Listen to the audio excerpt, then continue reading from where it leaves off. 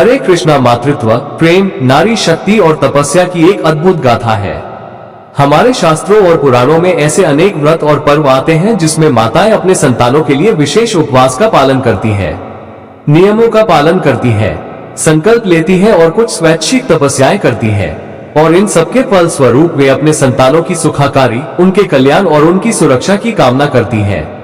और ऐसा ही एक व्रत है जीवित पुत्रिका का व्रत। प्रत्येक वर्ष अश्विन मास के कृष्ण पक्ष की अष्टमी तिथि को यह व्रत मनाया जाता है और यह व्रत बस कुछ ही दिनों में आने वाला है।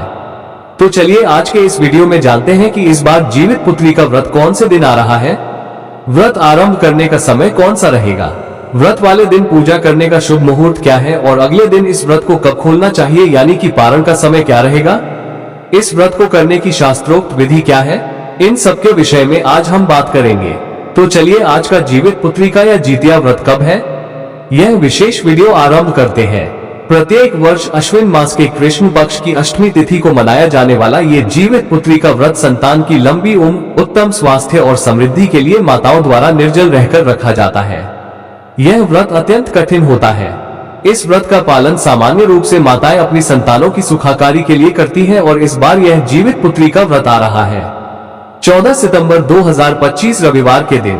इस दिन अष्टमी तिथि आरंभ हो जाएगी 14 सितंबर सुबह 5:04 पर और यह समाप्त होगी अगले दिन 15 सितंबर सुबह 3:06 पर। जीवित पुत्रिका का यह व्रत 3 दिन तक रखा जाता है, यानी कि इस व्रत की शुरुआत हो जाती है सप्तमी तिथि से और इसका पारणा करना होता है नवमी तिथि के दिन। तो इस प्रकार से इस बार जीवित पुत्रिका व्रत का आरंभ यानी कि सप्तमी तिथि आएगी 13 सितंबर 2025 शनिवार के दिन। सप्तमी तिथि आरंभ हो जाएगी 13 सितंबर को सुबह 7:24 पर और समाप्त होगी 14 सितंबर को सुबह 5:04 पर। इसलिए आप एक दिन पहले के जो भी नियम और व्रत विधि हैं उन सबका पालन इस समय के अनुसार कर सकते हैं। यानी कि 13 सितंबर को जीवित पुत्री का व्रत रखा जाएगा 14 सितंबर 2025 रविवार के दिन। इस दिन प्रातः ब्रह्म मुहूर्त का समय रहेगा सुबह 4:33 से लेकर 5:19 तक। सूर्योदय होगा सुबह 6:05 पर और सूर्यास्त का समय रहेगा शाम 6:27 पर।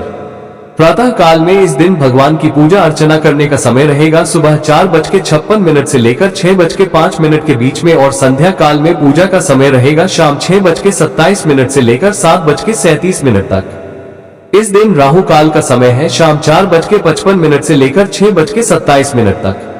जीवित पुत्रिका या जितिया व्रत के अंदर भगवान की पूजा अर्चना करने का समय शाम को प्रदोष काल का रहता है और इसलिए इस दिन प्रदोष काल का समय यानी कि पूजा करने का समय रहेगा शाम 5:42 से लेकर 7:12 तक। इस व्रत में राजा जिमुदत वाहन के विग्रह बनाए जाते हैं, उनकी पूजा की जाती है और इसके साथ ही गरुड़ जी का भी विग्रह निर्माण किया जाता है और यह सभी पूजा अर्चना आप इसी प्रदोष काल के समय में कर सकते हैं।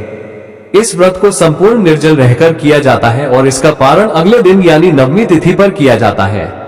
प्रिय भक्तों, आगे जानने से पहले इस चैनल को सब्सक्राइब कर ले और कमेंट में जय श्री कृष्णा जरूर लिखें। 14 सितंबर 2025 को इस जीवित पुत्री का व्रत का पालन कर रहे हैं उन्हें इस व्रत का पारण करना होगा अगले दिन यानी कि 15 सितंबर 2025 सोमवार को और पारण करने का समय है सुबह 6:06 से लेकर 7:25 तक। ध्यान से इसी समय के दौरान इस व्रत को खोलें और पारण की सभी विधियों का पालन करें क्योंकि इसके बाद यानी 7:30 बजे से राहु काल आरंभ हो जाएगा, तो इसलिए प्रयास करके 7:25 तक इस व्रत का पारण कर ले। चलिए अब देखते हैं कि इस बार आने वाले इस जीवित पुत्रिका व्रत का पालन करने की शास्त्रोक्त विधि क्या है। हमारे प्राचीन ग्रंथों में इस व्रत को पुत्रिका व्रत के रूप में वर्णित किया गया है। इस व्रत को 3 दिन तक किया जाता है और इसके नियमों का पालन आप अपने स्थानिक परंपरा या पारिवारिक नियमों के अनुसार कर सकते हैं। इसके लिए प्रातः काल में स्नान करके शुद्ध वस्त्र धारण करने चाहिए। विधि पूर्वक भगवान वासुदेव की पूजा अर्चना की जाती है। इसमें भगवान श्री हरि से अपने संतानों की सुखाकारी के लिए विशेष प्रार्थना की जाती है। इस व्रत में राजा जिमुदत वाहन के मिट्टी के विग्रह बनाए जाते हैं, उनकी मूर्ति बनाई जाती है, उसमें कुशा घास का भी प्रयोग किया जाता है। इसमें छोटा सा हवन करके घी और खीर की अग्नि में आहुति भी दी जाती है।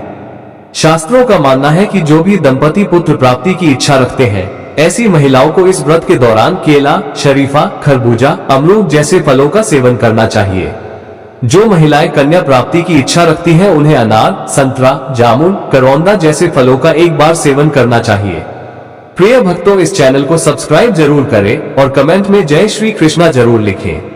माना जाता है कि अगर कोई भी स्त्री, कोई भी महिला इस व्रत को श्रद्धा और पूर्ण विधि विधान के साथ 1 वर्ष के लिए करती है तो उसे शुभ संतान की प्राप्ति 1 वर्ष में हो जाती है। इसलिए यह व्रत न सिर्फ संतान की सुखाकारी की प्रार्थना करने के लिए है, अपितु संतान प्राप्ति के लिए भी यह अत्यंत महत्वपूर्ण व्रत बताया गया है।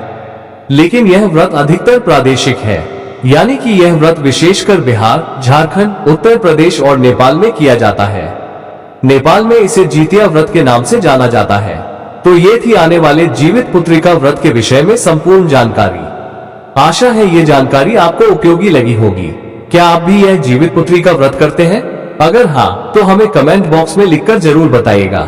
अगर आप में से अधिकतर लोग इस व्रत का पालन कर रहे हैं तो हम इस व्रत से जुड़ी हुई पौराणिक कथा भी आपके लिए लेकर आएंगे। उसी व्रत वाले दिन, जिसका श्रवण आप प्रातः काल में कर सकते हैं और संध्या काल में पूजा के समय में भी कर सकते हैं। और उसे सुनने के लिए अगर अभी तक नहीं किया है तो आपके अपने चैनल को सब्सक्राइब जरूर कर लीजिएगा। और हम आपसे मिलेंगे ऐसे ही प्रमाणभूत व्रत और पर्व की जानकारी के साथ बहुत जल्द। हरे कृष्ण।